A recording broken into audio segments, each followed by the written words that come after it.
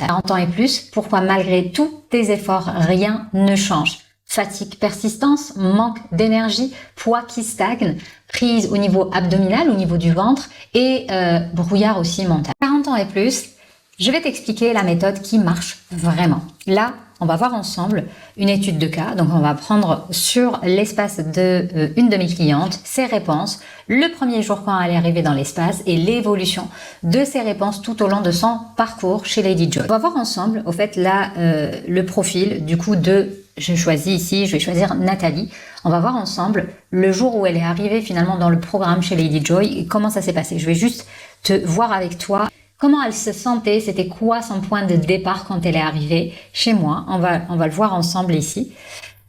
Donc dans la session 1, le point de départ il est très important. Il faut savoir d'où tu pars pour savoir où est-ce que tu vas aller. Donc dans la première session, on met la lumière sur ton état actuel, ce qui se passe réellement pour toi, comment tu te sens aussi par rapport à ton corps, c'est quoi la connexion, c'est quoi la relation que tu entretiens avec ton corps, avec les autres et avec aussi la nourriture.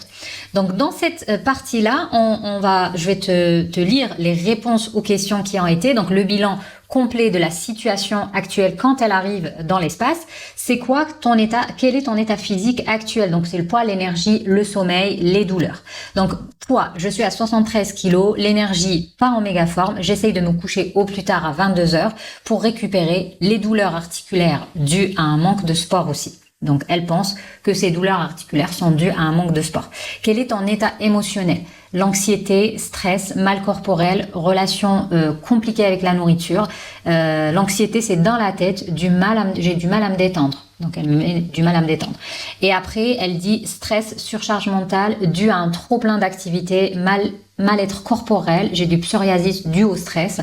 Relation avec la nourriture, je suis tentée à compenser par des choses qui me font plaisir, comme les crêpes ou de la glace, si j'en ai à la maison, mais j'ai pas, du coup, je ne mange pas. Donc voilà, elle évite d'en acheter pour ne pas en manger. Le grignotage aussi, quand je reste à la maison, ce que je ne fais pas quand je travaille au bureau ou je suis à l'extérieur occupée. J'ai même plutôt tendance à oublier de manger. J'ai pour habitude de manger plutôt sainement et de cuisiner. Il faut savoir aussi que toutes les femmes là qui arrivent finalement dans mes espaces, c'est des femmes qui savent déjà quoi manger, qui connaissent déjà quelques règles du manger sain et qui essayent par elles-mêmes de sortir justement de ce poids, de sortir de cette fatigue, de reprendre leur énergie. Donc la conscience des déclencheurs, ce que j'essaye ici de mettre le point finalement sur tes déclencheurs. Qu'est-ce qui se passe réellement? Pourquoi finalement tu as ce comportement alimentaire? Quels sont les moments ou situations ou émotions qui vont déclencher des comportements alimentaires négatifs? On le sait bien, c'est pas un manque de volonté. Quand tu vas vers du sucré, du salé, du gras, c'est vraiment pas du tout un manque de volonté, c'est plutôt des signaux de ton corps. C'est un signal envoyé par ton cerveau pour aller manger tel ou tel aliment selon ton besoin physiologique. Ça, c'est important de le dire. Donc elle me dit surcharge mentale due à mon travail, j'ai besoin de décompresser, manque de temps pour accomplir tout ce que je souhaiterais accomplir. Le particulier de cette cliente, c'est qu'elle est donc propriétaire de 2 boutiques en physique, donc c'est 2 boutiques de prêt-à-porter qui prennent énormément qui demandent énormément de travail de sa part, et en même temps elle fait partie d'une entreprise ou d'une boîte d'événementiel où elle opère aussi en tant que responsable événementiel. Donc elle est vraiment tiraillée, qu'on est chef d'entreprise, qu'on est entrepreneur, qu'on est cadre, qu'on a énormément de choses à gérer. Il faut comprendre aussi que le corps, ton corps, doit soutenir justement cette évolution, doit soutenir cette charge que tu as. Donc comme je le dis tout le temps et souvent, ton corps c'est ton premier levier d'expansion. Si tu t'occupes pas de lui, il va te le faire signaler. Il va surtout te punir. Enfin, c'est à un moment donné, il te le fait savoir d'une façon douce, et puis il va continuer à t'envoyer des signaux jusqu'à ce que tu comprennes. Si tu le comprends pas, à ce moment-là, il va, comme je le dis, moi souvent, il va crier. Il va plus envoyer des signaux, mais ça va être beaucoup plus important ce qu'il va t'envoyer comme alerte. Aussi, par rapport à son comportement alimentaire, c'était gérer les émotions dans la nourriture et intégrer sa routine saine, vraiment pour maximiser les résultats.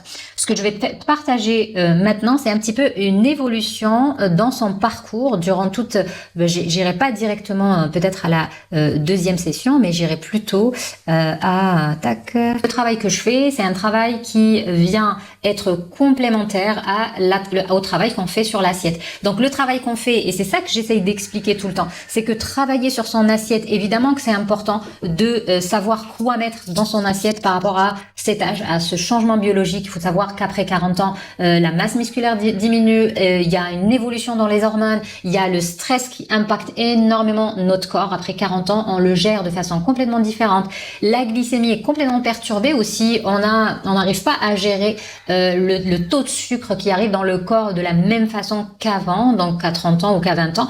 Donc tout ça réuni va faire que les réactions du corps vont être complètement différentes. Rien à voir avec 30 ans, quand tu as essayé peut-être de manger moins un jour ou deux et que tu as perdu tes 2 kilos, on l'a toute faite. Moi, je l'ai faite la première et je le faisais. Je faisais même un jeûne hydrique des fois et ça marchait hyper bien. Je prenais des smoothies aussi, ça marchait très bien. Mais ça, c'était avant. C'était quand j'avais 30 ans, quand j'avais 25 ans, quand j'avais 35 ans. À partir du moment où je voyais que ça commençait à résister, ça veut dire que je rentrais dans ce qu'on appelle la périménopause. Il faut savoir que la périménopause, c'est à partir à peu près de 35 ans, ça peut commencer très tôt. Cette période est longue, dure entre 5 et 8 ans, voire 10 ans, avant l'arrêt total des règles qui va nous signaler une ménopause confirmée. Donc, comme tu le vois, je ne travaille pas uniquement sur l'assiette, ce que je vais t'apporter, je travaille plutôt sur ton énergie, sur tes hormones, sur ta masse musculaire, sur ta gestion du stress, sur ton sommeil, sur ton histoire avec la nourriture, avec la nutrition, ton histoire qui vient depuis l'enfance, sur tes schémas, sur tes idées déjà établies, sur ce que tu vis, sur tes programmations, sur vraiment toute ton histoire autour de l'alimentation, toute l'histoire aussi autour de ta personne, sur ta relation avec toi-même, ta connexion avec ton corps. Tu vois, quand on travaille sur tous ces aspects-là pour atteindre finalement l'objectif souhaité. Ça peut être reprendre l'énergie, regagner son énergie, parce que je le vois beaucoup, énormément de femmes viennent me voir pour me dire elles se réveillent déjà fatiguées, elles n'ont pas d'énergie dans la journée, elles dorment mais elles se réveillent quand même fatiguées, et c'est là aujourd'hui aussi que c'est important de dire que l'énergie ne se travaille pas uniquement sur l'assiette, elle se travaille sur justement l'identification de tout ce qui freine aujourd'hui ton corps d'avancer, ton bien-être aussi d'être établi, de s'installer. Donc quand on a vu ensemble tous ces paramètres, quand on a vu aujourd'hui ensemble tout ce parcours donc dans Lady Joy, ce qui arrive à la fin est toujours pour moi une fierté, et je suis tellement heureuse des fois de le partager. Donc là par exemple avec cette cliente qui avait commencé, si tu te rappelles bien, qui était fatiguée, qui n'arrivait pas, qui se sentait stressée, qui était anxieuse, qui n'arrivait pas à perdre du poids, on est passé de 73 kilos à 68 kilos, donc en peu de temps d'accompagnement. Son niveau d'énergie est passé de bas à fort. La relation à sa nourriture, avant elle était compliquée, aujourd'hui elle est sereine. Sa plus grande fierté est d'avoir justement pu vaincre son grignotage du soir. Elle a envie de continuer ce chemin vers plus de légèreté. Elle a envie aussi de continuer ses efforts parce qu'elle a vu finalement que son énergie est revenue, que son corps commence à répondre positivement, parce qu'au fait le corps ne répond pas quand on n'est pas dans la bonne stratégie. Donc aujourd'hui, si tu veux comprendre réellement la stratégie qui est faite pour toi, comment atteindre tes objectifs et comment passer de fatigué, épuisé à énergique, comment passer de